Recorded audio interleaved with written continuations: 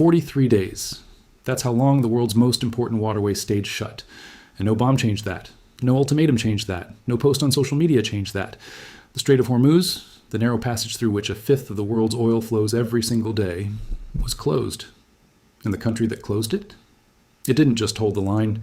It called a meeting, on its terms, in a city of its choosing, with America's second, or highest official flying in to sit across the table. This is not a story about military victory. This is a story about power, real power, the kind that doesn't announce itself with fighter jets, the kind that makes the most powerful nation on earth pick up the phone and ask, "What do you want? Welcome to Power Matrix." And this is the story of what really happened when Iran shut down the world's most critical energy corridor. Let's go back. February 28th, 2026 goes, the day that will be studied in military academies and diplomacy programs for the next 100 years. Iran, under immense pressure, under the shadow of 9,000 American bombs, made a decision that stunned every analyst who thought they understood the limits of Iranian power. They closed the Strait of Hormuz. Not symbolically, not temporarily. They closed it. Ships stopped. Oil stopped. And the world held its breath. For 43 days, the United States launched one of the most intensive bombing campaigns since the Gulf War. Targets hit, infrastructure destroyed, senior officials killed, Iran's navy crippled, and yet the strait stayed closed.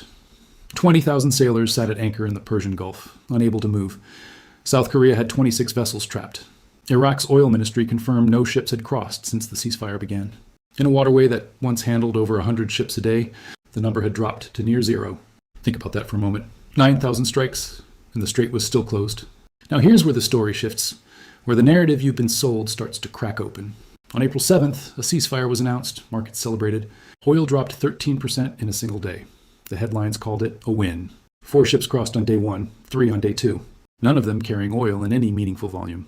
And Iran's supreme leader, he published something, not a white flag, not a concession, a statement that said Iran would bring the management of the Strait of Hormuz into, and pay very close attention to these words, a new phase. Not a reopened phase, not a free navigation phase, a new phase. That phrase alone should have stopped every newsroom in the world cold, because it wasn't the language of a government that had just been defeated. It was the language of a government that had just won something quiet, something enormous, something that doesn't show up in casualty reports. And then the United States did something that, on the surface, looked like diplomacy. But underneath, it was an admission. America sent Vice President J.D. Vance to Islamabad, the highest-ranking American official to sit across from the Iranian government since the 1979 revolution, not to demand, not to threaten, to negotiate, to discuss the terms of the new phase that Iran had already announced. Let that land. The country that spent 6 weeks promising the end of Iranian power, the country whose president wrote on social media, "They better stop now," sent its vice president to Pakistan to talk. Because the talking points hadn't worked. Because the bombs hadn't worked. Because the strait was still closed and the global economy was bleeding. Here's what nobody was saying loudly enough. Sultan Al Jaber, the CEO of Abu Dhabi National Oil Company, a man who does not make speeches for political theater, posted a statement that cut through every carefully worded diplomatic communique. He said the strait was not open, that access was being conditioned, restricted, and controlled, that Iran had made passage subject to permission, conditions, and political leverage. He called it a dangerous precedent for the entire world. This was not a politician. This was one of the most powerful figures in global energy markets telling the truth that governments were trying to obscure. The ceasefire had not reopened the strait. Iran was deciding which ships crossed, when, and on what terms. And the terms? They were extraordinary. Reports emerged that Iran was demanding a fee, $1 per barrel of oil, paid not in dollars, but in cryptocurrency, specifically designed to bypass the American financial system, to collect revenue from the world's most critical trade route using the very architecture that American sanctions were built to prevent. Iran was monetizing the strait outside the dollar, and the U.S. could do nothing about it. Trump's response? A Truth Social post, saying they better stop now. The government that had survived 40 days of American bombs read that post and did not stop. Now, follow the real story beneath the story. Before this war, Hormuz was an international waterway. Iran had territorial rights over a coastal corridor, but it could not legally charge fees or demand coordination with its armed forces. That was the old normal. Iran has publicly, officially announced it will not return to that normal, and the United States has agreed to negotiate what the new normal looks like. That is the enormous thing America did. Not a strike, not a threat. An agreement to negotiate Iran's new management framework for the world's most critical energy chokepoint. Now think about what was happening simultaneously on the global stage. France, America's ally, a founding NATO member, announced that Paris was among at least 15 countries working with Iran to help manage Hormuz access. 15 countries, not working with America to force it open, working with Iran, engaging Tehran as the legitimate authority over the strait, treating Iran not as a rogue actor violating international law, but as a government with real durable leverage. 0 Allied warships were sent to assist American forces. 0. NATO Secretary General Mark Rutte met with Trump on April 9th and had to defend that gap publicly. The alliance system, the one America built, the one America leads, did not show up when America launched this war. Because Europe had been maintaining diplomatic relationships with Iran for years, because they saw the economic catastrophe coming, and because they calculated, correctly, that working with Iran was cheaper than fighting alongside America, Vance walked into Islamabad carrying that isolation, no allied backing. No coalition leverage, just the weight of a closed strait and a global economy demanding resolution. And Iran walked in holding everything. The strait, the oil price, the fertilizer supply. Because Hormuz doesn't just carry oil, it carries a third of the world's seaborne urea fertilizer exports. The nitrogen that American, European, and Asian farmers need to grow crops. Well, corn farmers in Iowa were describing how the combined pressure of the Hormuz closure and tariff policy was crushing their input costs at the exact moment planting season began. An Iowa farmer and an IRGC commander had never shared a room. The strait closure put them on the same economic timeline. And Iran knew it.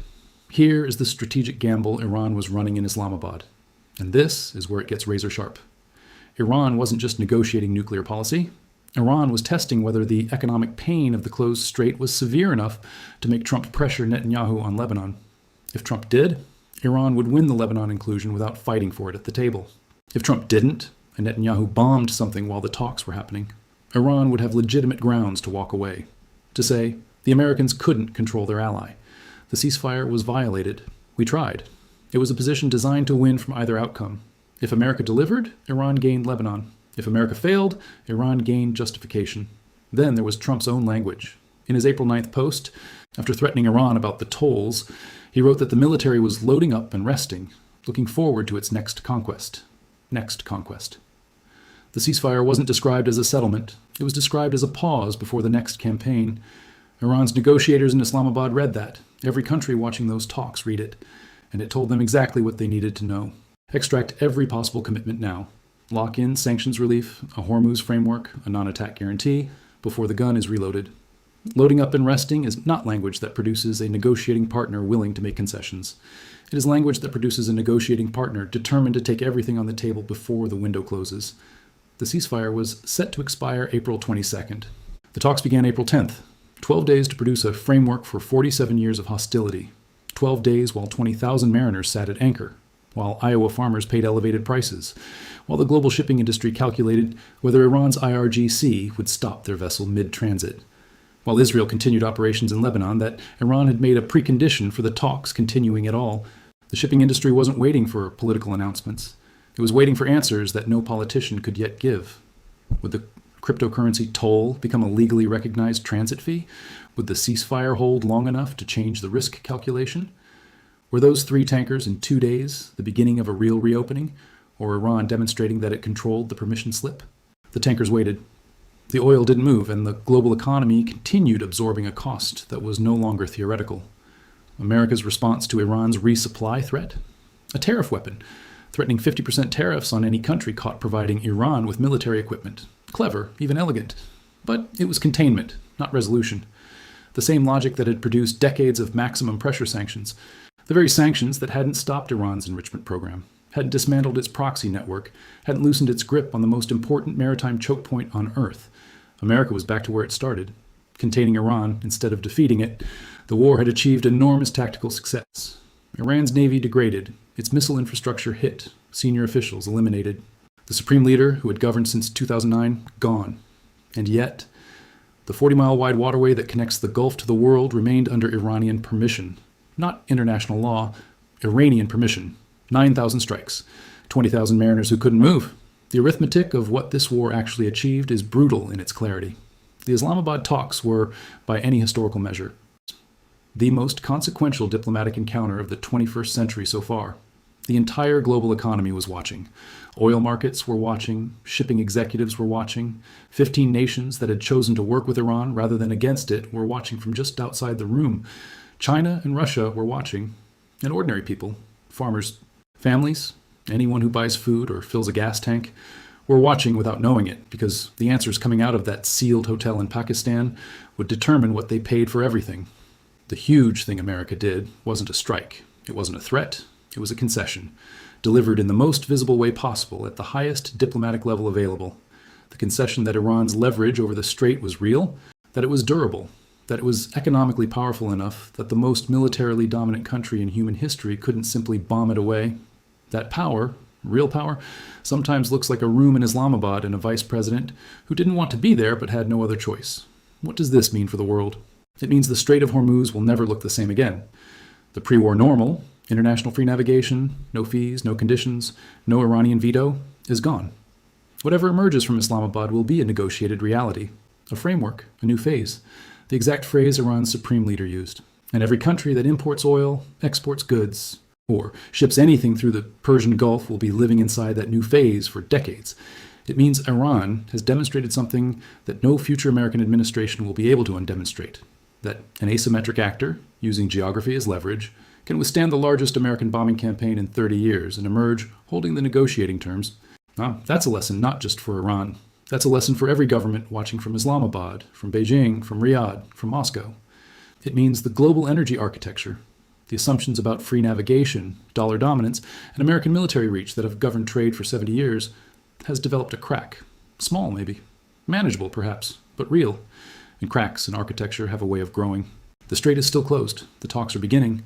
And the distance between Trump's declaration on February 28th that a whole civilization would die that night, and Vance sitting in a Serena Hotel conference room asking Iran what it would take, that distance is the full, unfiltered, unspun measure of what 40 days of the most intensive American bombing campaign since the Gulf War actually achieved.